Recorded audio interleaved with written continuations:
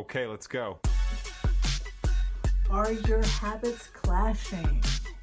Wow. We are from totally different cultures, but we figured out how to make it work. But it could be possible, and sometimes it could be an issue. For sure.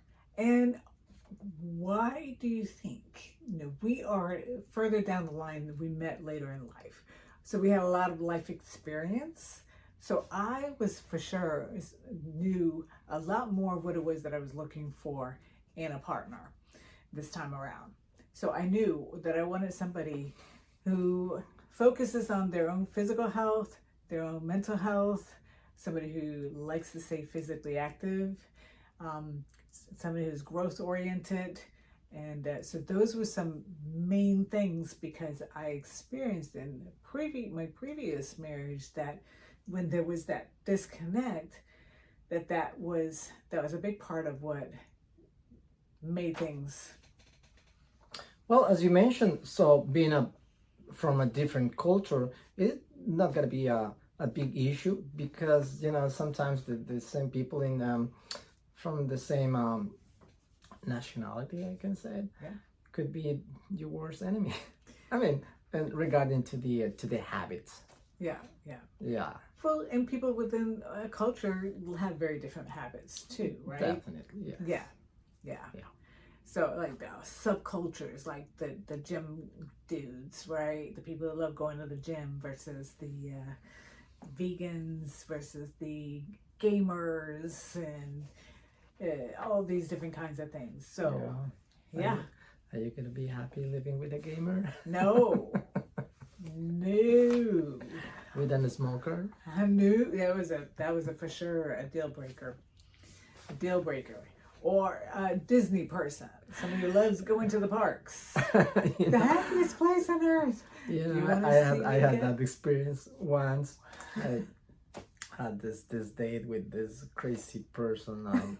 She was all about Disney. Oh my goodness, that was totally nightmare. And guess what? We went to Disney Springs.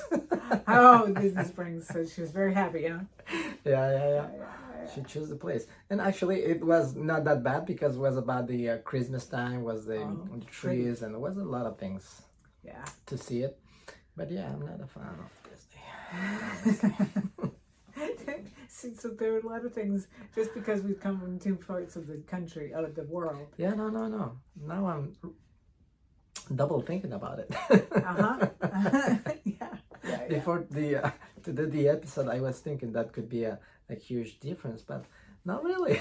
Yeah. On the contrary. Yeah. So, those are some really big things, and really a great idea to pay attention to those things while you're dating, because once you're married, and if you find that your spouse is really stuck on their thing and you are really stuck on your thing, I mean, I have people all the time with various things. So it could be the gaming. Oh, one person's always gaming and the other person doesn't like to do that. Or you actually have kids that you have to take care of and they're in there gaming. Well, that's not much of a spouse, right? Or one person likes to have a much more active social life, where the other one's like, no, I'm more of an introvert, dude. I need to stay home and get recharged. Or it's, I'm trying to stay proactive in my health. So I want to work out. I want to eat as healthy as possible. I'm not a saint, but I'm doing my best to stay in that space. But you're,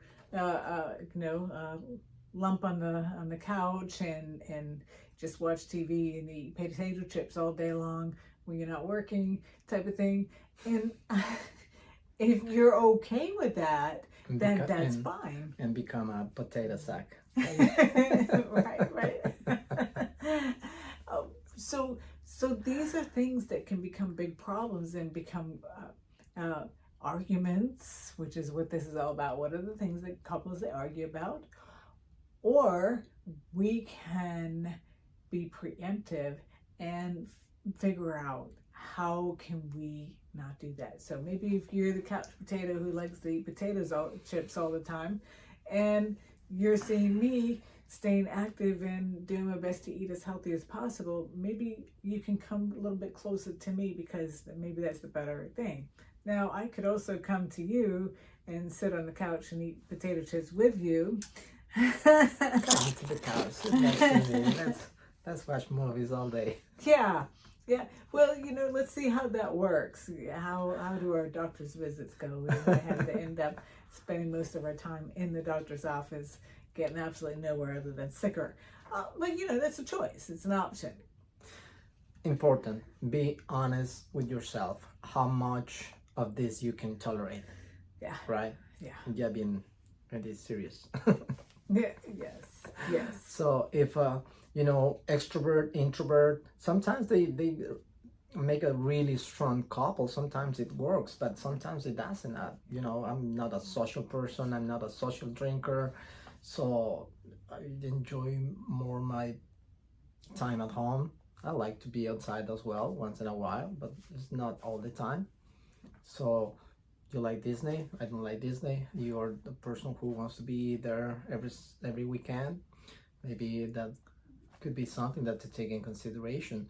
You don't like exercise at all, so I like to keep my health as a priority. So how much of that gonna affect you in the relationship, to be honest with you? Yeah, because the energy that brings also is something that's either gonna lift you up or drag you down, right? So that's where, if at all possible, you can be mindful of that as you're dating, so that you can already weed those people out of the dating pool. You don't end up with somebody who may be unwilling to work with you. But once you're married, then how much are you willing to work for the marriage, as opposed to, I just want to know what I want to do, right? You chose to be married and be with this person. Then I think it is important to make the relationship, the marriage, a priority, right? Otherwise, why did you get married? Correct. Make sure you guys are going in the same way. You are in the same boat, but if you are pretending to go in opposite ways, you're gonna get stuck. And yeah, I'm actually not funny. Working with a couple right now. They're dating, they're moving towards marriage, but they're coming now, which is very smart. But in order to work through some of these things before they get married, and if they get married, hopefully they'll work it out so that they can get married and move on. But this is the exact same. This one person is a project manager, which means they're very good at keeping track of things. They plan things out, very outgoing and social, has a busy social life. The other person also has a job where they're on call and not super social and takes things as they go and doesn't like to plan. Now, a planner with a non-planner, it can be very challenging. It's caused a lot of problems because there have been times where they said, yeah, I'll be there. But in their mind is like, well, if something else comes up, then that's more important. Then what's the big deal? Yeah, I'll just not be there. Well, it is a big deal, not just because it was a promise to them, to the other person who plans, and there they are with their friends and thought that their significant other was going to be there, and then they show up and the significant other doesn't show up or cancels last minute or whatnot. That is a bad look, because now you're disappointed and you feel maybe a little embarrassed in front of your friends. And just to add another layer on top of that, this person also has some abandonment issues with a parent growing up. So this just really opens that wound some more. So that's the thing that's going to be important. This is that part of when I know that you have some abandonment issues from childhood, and so that if there's something that I don't consider is important, but it's important to you, then it's important to me. And again, that's that part when you are with someone and you love them, why do you want to hurt them? If you know your actions are hurting them, then that can't really be love. You have to see outside of yourself when you're in a relationship. Otherwise, just go be single, right? Yeah. How many times did you hear that a person says, "Oh, I don't like to nobody tell me what to do. I'm a free soul." So stay like that. Be a free soul. Yeah. You don't need to be in a relationship. No, not at all. Not at all. But those people who do that, they like the benefits of being in a relationship. Right. The sex, the company whenever they want it, but they don't want what else comes with it. And you might see that as inconvenient. However, when you step over into the relationship mindset and the team building a life together and all that, there's so much beauty in that. And I'm not trying to convince you to become a relationship person. If you're not a relationship person, go be by yourself. It's okay. Or have companionship relationships and whatever, but be open about it. Make sure that the person you're with is also on board with that. Mm-hmm. Yeah, I don't think there's nothing wrong with that. If that's your lifestyle, go with it. Yeah. But it's back to the lifestyle and the habits that are your lifestyle habits clashing. So if you are somebody who doesn't really want to be in a close relationship, you just want a companionship and a situationship, speak it. Because if you speak it and the other person agrees, oh, that's exactly what I want, now you're not going to have any drama. But if the other person, because you are saying things and doing things that make them believe that you're wanting a relationship, but then you're not, guess what that's going to cause? It's going to cause problems. Yep. Yes, I've been in relationships like that. Saying all the right things and then getting upset when I'm getting upset because you told me this thing and now you're doing this thing and you just set me up. Right. There you go. And that is what dating is for. So like you said, be really honest with yourself, be honest with the people that you're seeing of what it is. And if you are really in it and your partner is telling you this is really bothering me, what can we do to make it better? How can you come a little closer to me and how can I come a little closer to you? Right? Yep. Balance is important. Exactly.